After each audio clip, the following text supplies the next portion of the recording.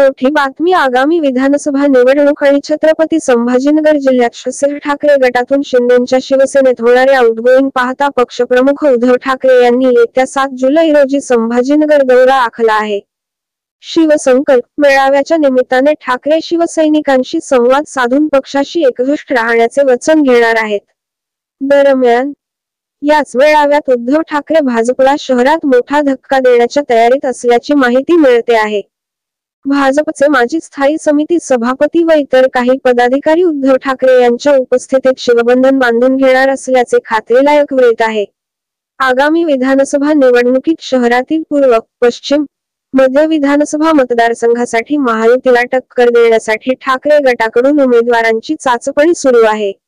शिवसेनेचे पश्चिमचे आमदार तथा प्रवक्ते संजय शिरसाट यांच्या मतदारसंघात ठाकरे गट तुल्यबळ उमेदवाराच्या शोधात आहे।